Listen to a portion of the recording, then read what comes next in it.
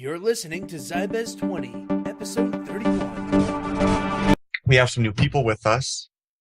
I will let the new people do their little intro, just say who you are and all that fun stuff. Hi, my name is Alexander. Call me Alex. I'm very important around here. I've been on a lot of these, and I'm looking forward to doing even more. So, yeah. I should have mentioned new for like the third or fourth time or second time. I don't know. You've been around a while, but IRL happens.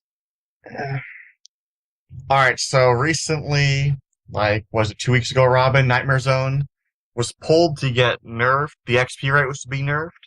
Yep. And that it failed in the sense that it didn't reach 75, but more people voted to nerf it than not to nerf it. And then, what was it, a week later, 3 days later? Yeah, it's like 3 days. They go and they fix a quote-unquote bug with how the Nightmare Zone game works. And it's kind of funny. It's like people, they expect people to come to this game, and Nightmare Zone is probably the easiest way to get XP. And like everyone obviously wants to come and max out their account and just go PK or PVM. And it is a grind and a half on old school because we have no bonus XPs or anything.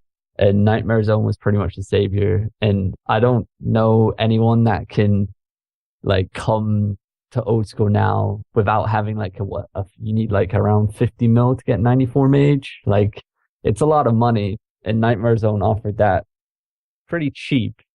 I think you made You profit. profited. Yeah, you profited. Yeah. Even if you paid somebody to lure for you, you profited. Yeah, I don't know.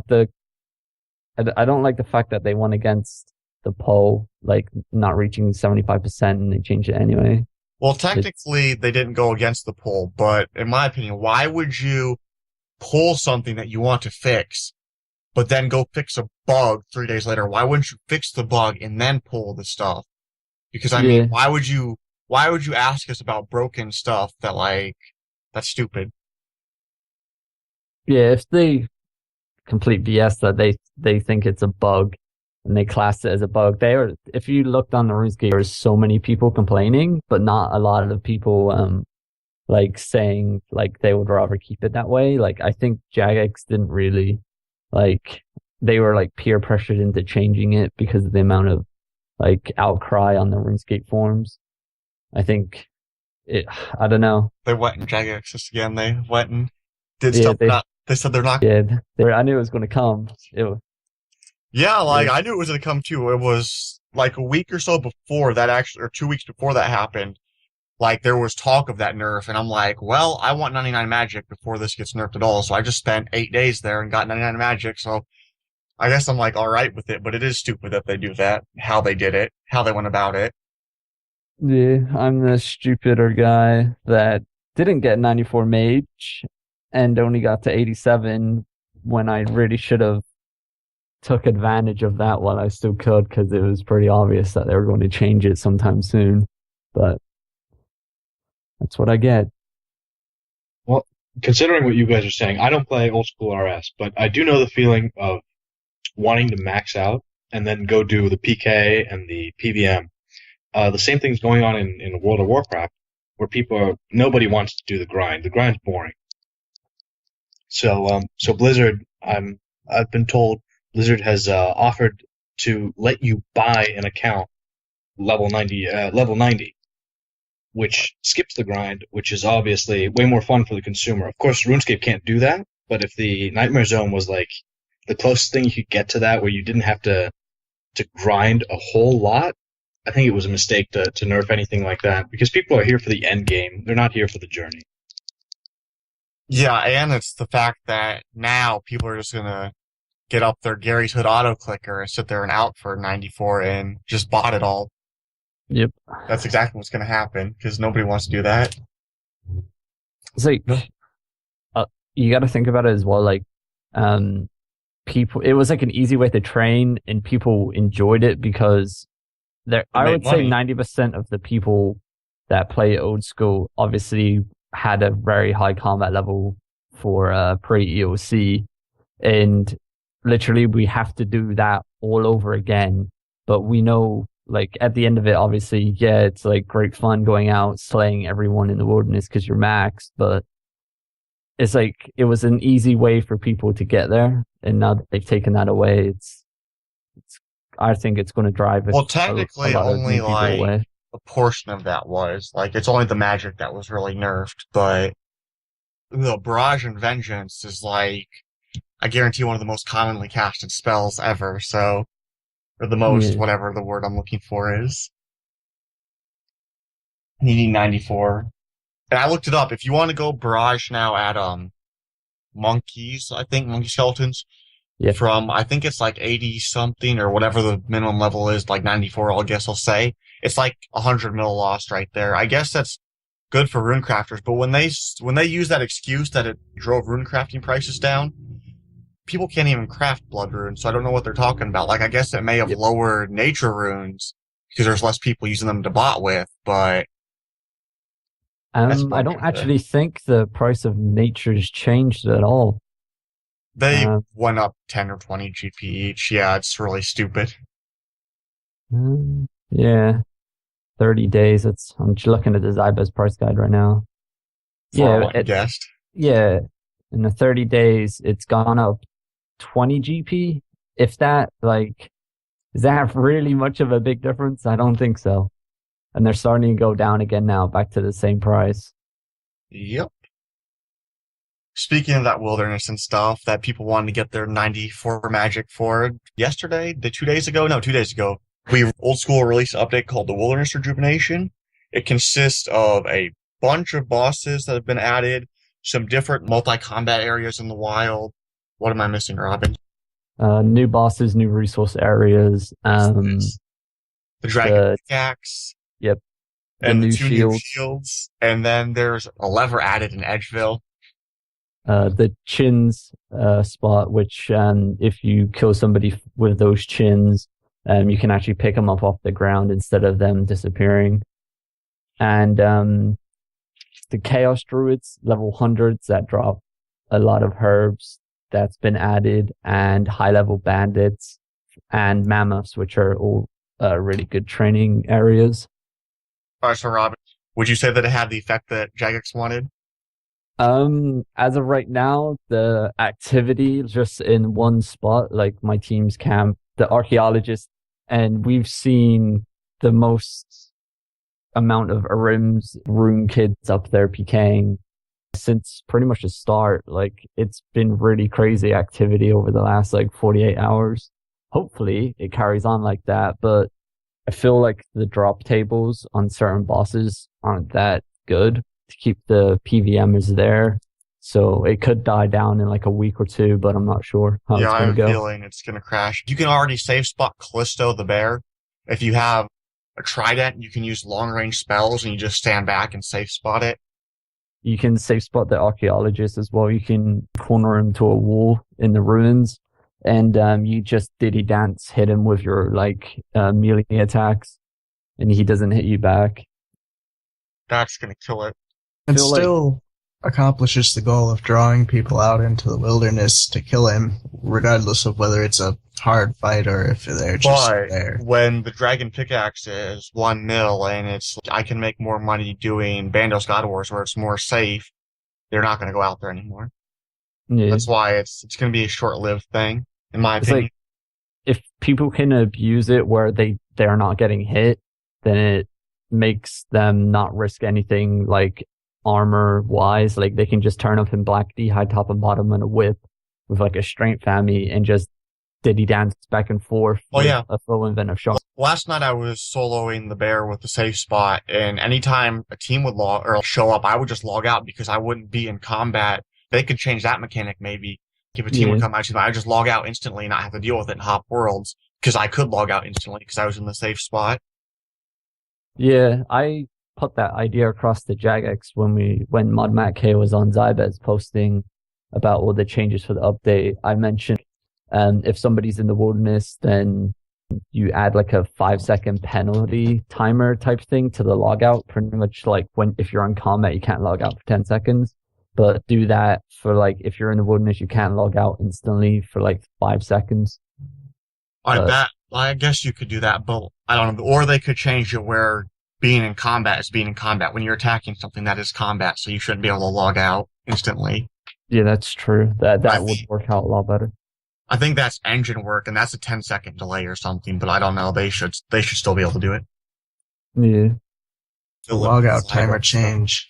All right. There have been a few people that have taken issue with the recent change that allows instant world hopping in terms of clans sending scouts around, finding people, and this has always been a thing that happens, but now that scouts can hop around to each world several times more quickly, people are feeling like they have no way to be even remotely notified of teams that are coming to get them when they're taking advantage of these new wilderness activities.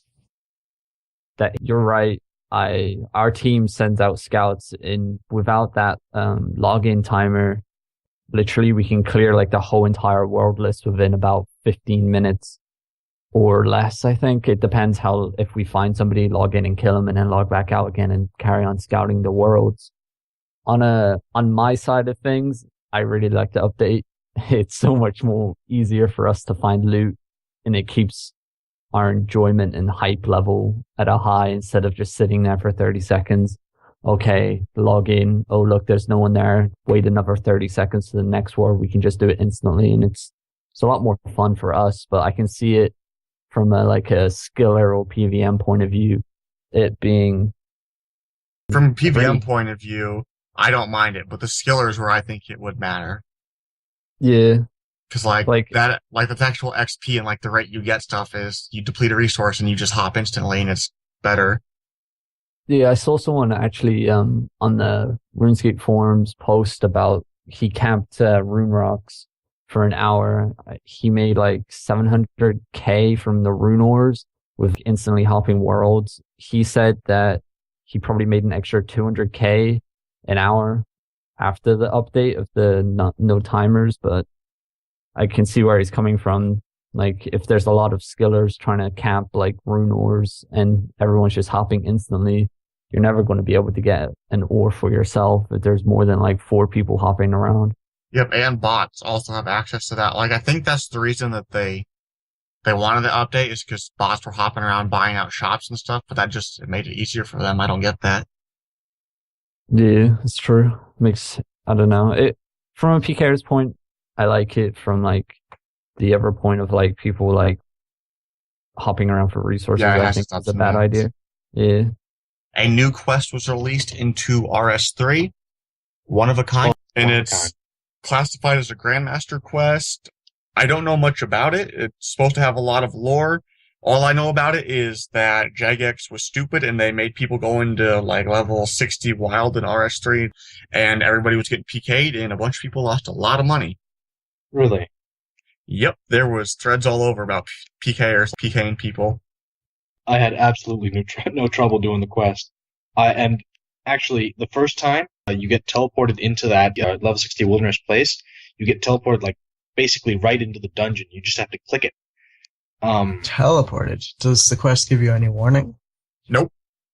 No, well, basically, when I did it, when you get teleported near wherever you're supposed to go, when you get teleported there, you just have to click on the resource dungeon and you go in there.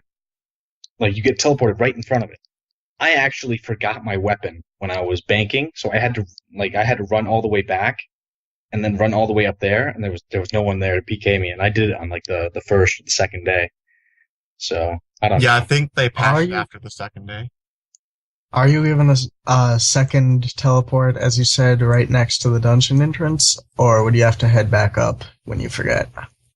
No, because I forgot, I had to I had to walk all the way back up there, which was a pain. I personally think that's fair, but I imagine that some people in the community might be annoyed by that. No, that's totally fair. If you mess up, did you have to walk back, or could you go back in that other spot of the dialogue and get teleported back there? I think they patched it. When I did it, I couldn't do it. But I think they patched it now. But yeah, basically, when the PKers would be there, they would use barrage and they would stun people and they would teleblock them or whatever. Yeah, I don't even think it's they need a changed teleblock now. because it's level 60, and they would just stun the crap out of them. And Yeah, well, it's been changed now, I see. But when I did it, I had to do it the long way, and I had no problems. the lore about it, is it good? I do like it, and the fact that the quest you need to have done to actually do the quest is probably the reason why why it's like classed as a Grandmaster. I don't feel like it deserved the difficulty rating of Grandmaster. It wasn't that hard. It was mostly just a lot of lore and you go around the world. Like it's a lot Is of another travel. one small favor? No, not even close. But All right. it was you traveled around quite a bit. And it's the first quest to require divination, so that's something. And at a hefty 65, I believe. 40. 40? 40? Oh, Pardon me. Yeah, get that in a day. get that in an hour. But let's see. 65 something else. It was like 67 dungeoneering, 74 summoning, and 81 I was magic. thinking of dungeoneering, yeah. What are some of the rewards from this quest? They're actually pretty good rewards. You get what's it called? 90,000 magic XP, 80,000 summoning XP, 45,000 dungeoneering XP, and access to celestial dragons, which could be pretty cool. I haven't done them myself, but they have some decent loot, I suppose. I heard a person in Z-Shot going, and he got, I think, 3 visages or visages, however you pronounce that stupid word, in one day, which is ridiculous. Yeah, they probably have higher drop rates. And they also drop that Dragon Rider armor or whatever, which has a really high prayer bonus actually. So that could be pretty cool. And another reward I really liked was the Dragon Rider amulet that you get, and basically it doubles your XP for burying dragon bones from 72 prayer XP to 144, which what's it called? Which also stacks on your bonus XP you have in the skill. So that could be pretty hefty to have. What about a Gilded Altar? Does it stack with that? No. Oh. So it's mostly if you just what's it called? Like you're out just killing dragons for hides or whatever. I don't know. Then you can just bury the bones for double Slayer, usually that bone crusher. Yak hides, berry bones. Yak hides. Mm. And it has a 10 prayer bonus with 4% critical bonuses in all melee range and That's magic. amazing. So it's a pretty good amulet. 4.2, I believe. Yeah, it's a really, really good amulet, especially with the 10 prayer bonus. Yeah, that's really good. I'll definitely be using that when I camp clay cores. So, would you agree with a lot of people on Reddit in saying that it's Grandmaster from requirements, not difficulty? Absolutely. Like there are a few fights, where I could say that the final fight against a level 190 called the Echo of Jazz. She has a lot of health, but it's not very hard. You just eat food every once in a Tank and while. spank. Yeah, pretty much. Like the only dangerous part is if she spawns like little minions, and if you don't kill those, they only have 1 HP, but if you don't kill those, they have like special attacks, all of them, which are really dangerous. But you just like click them once and then go back to the boss.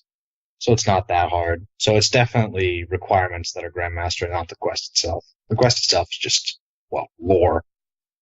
Well, this has been episode 31. We will see you next week. So in Zybez news, we have a few little things. One, I mentioned at the beginning of the episode, we had some noobs joining us. Well, noob, but not noob, but is noob. Confusing, I know, right? Recently we did a recruitment topic. I don't know if any of you guys knew about that, but we did. And we got, I think, 7 or 8 people to join us for podcasts. Unfortunately, they couldn't make it today, and that's the way our team works, though, so it's all right. But they should be in some upcoming episodes. Should be 2 weeks from now. Should be. Can't make any guarantees. IRL stuff happens. I'll give these guys a shout out. So we have Manga. He's a forum mod. He joined us. You heard him on, I believe, the Combat Beta episode. He wasn't officially on the team then. He was a special guest, but he's officially on the team now. We have Dubstep who joined us. We have Alexander RJ, or Alex. He rejoined us. And then we have X-Villain, and then we have Cypher. They joined us. So I guess that's 6 people. 5 5, people. I yeah. can't count. So yeah, we're going to welcome them. We'll see them eventually. And then speaking of Cypher, he was also recently promoted to Multimedia and Design CL. Basically that board, I'll tell you a little about it. You can post graphics, you can post any like media stuff, music, I think in there. If it's stuff that you've made, you can get constructive criticism from there. But yeah, Cypher was made CL of that place. I suggest you go do it. That's a great forum thing to be in if you're good with that stuff. Unfortunately, I am not. Post and off topic. Post everywhere. Please. Oh yes. A reminder that from now on, if you play old school, you have to have a forum account and your account has to be validated in order for you to post on the price guide. Guests can still view it and look at it and PM those people that they see if they want to buy stuff in game, but they cannot make offers on it due to scamming and all that bad stuff that was going on. And then this new, wilderness stuff, if you get any good, dragon pickaxes or shards from the shields or D2Hs or whatever, there's a sticky in achievements called drop log drop off. Make sure you go post that. And then if you kill somebody, post a picture of the loot and their name, post that in the PK. Or if you're in a clan, make sure you post your fights or your run-ins, whatever they're called, on the forum.